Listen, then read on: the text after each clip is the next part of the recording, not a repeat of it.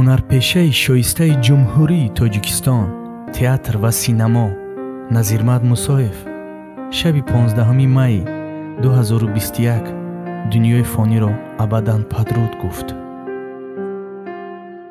Назирмат Мусоев соли 1952 таваллуд шуда буд ва дар синни 69 солагиаш аз олам чашм пӯшид.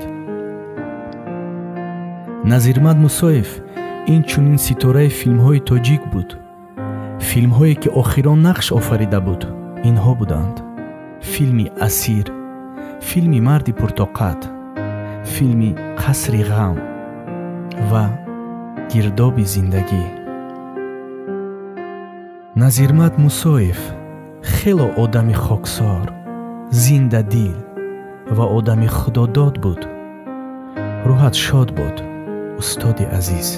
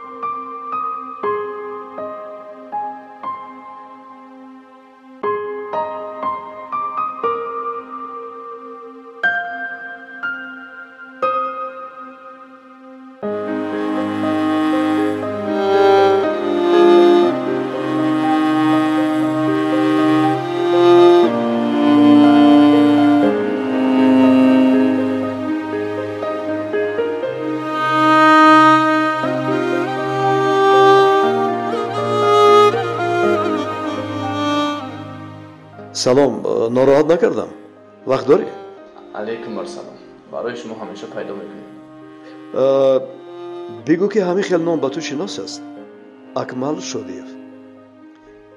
امروز او باید به نزد تو به کار می آمد. بله میدونم این خیلی آدم. شما از کجا میشناسید؟ امروز یک واقعه شد که باور کردنش خیلی مشکل است. وای باید امروز به نزد تو به کار می رفت. اما میدونی چی شد؟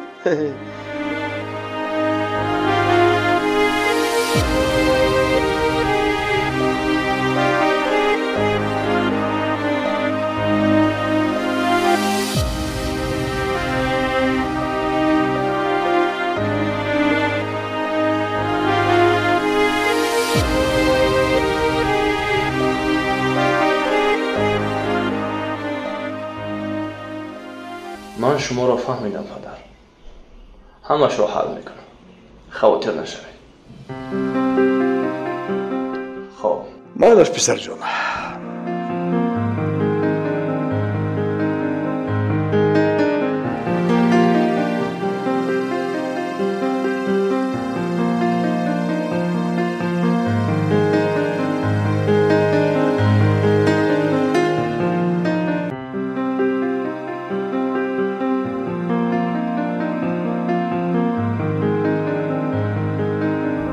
سلام علیکم.